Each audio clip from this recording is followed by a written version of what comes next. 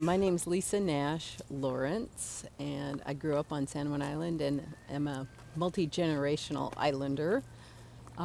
Two great grandmothers that were Native American. One is from the Mitchell Bay tribe, and the other one is from the Swinomish tribe. And I'm proud of my Native American history and heritage. And I started fishing in, well, with my dad and mom when we were little, but then I had a job fishing with my dad on his gill netter in the summers here, about 16, 17, 18 years old. And that was how I started gill netting. My family were reef netters, and so they had a gear set up right off the point of Stewart Island when you go into Reed Harbor. And my great grandparents owned that point when you go into Reed Harbor. I'm Jim Lawrence. I am married to Lisa. I lived here for almost 50 years, and we were married 40 years ago, just about almost to the date here. And that's when I started fishing, and we fished for about 15 years and gave ourselves 2 years of marriage for every year we fished together. We fish largely for salmon, sockeye salmon being the big money fish out here.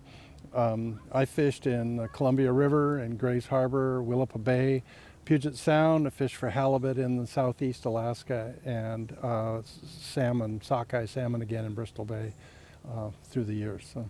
We did fish down in Seattle, which was down south. Really interesting and scary Yeah. with all the freighters. And then we also fished in Bellingham Bay for king salmon.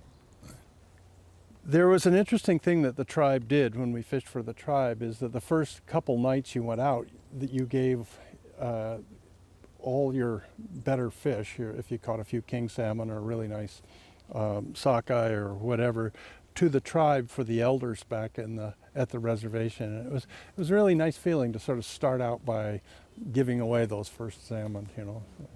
I thought that was, I hadn't seen anything like that.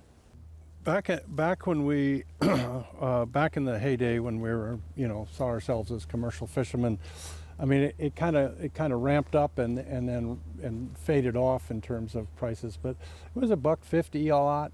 So they're about 5.5 pound salmon coming in. They look like $10 bills coming in, is what we'd figure. So if you caught, I mean, that's roughly what a sockeye was worth. Humpies were worth 35 cents or something like that. So you had to catch a whole bunch of them to be even mildly equivalent.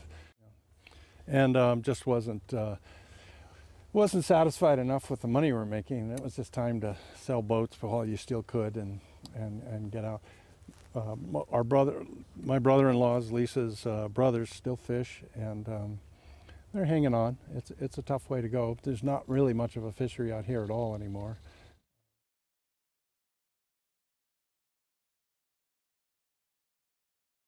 Human beings, all the stuff we want lumber, and we want water, and we want power, and all those things are impedance to the salmon.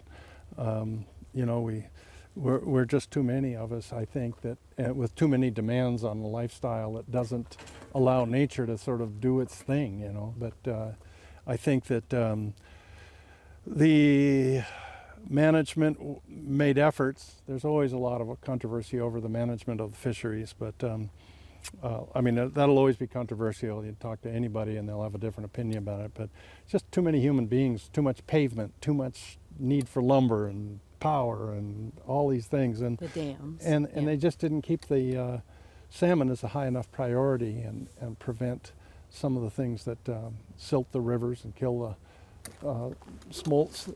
The dams, 10% of a run per dam, you've got 10 dams and your run's gone. And how many dams are on the Columbia?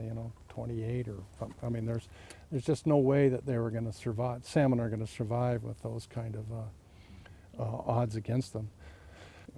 Recognition of all those problems. So, yeah, I miss it. I miss it a lot. When the weather was calm, when the net's out, and you've got a set that looks like it's going to produce fish.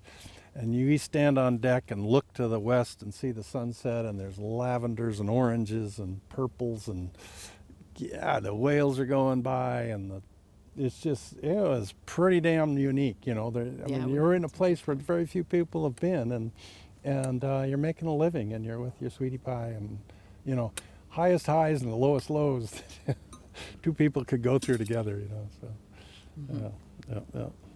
But I loved it, yeah.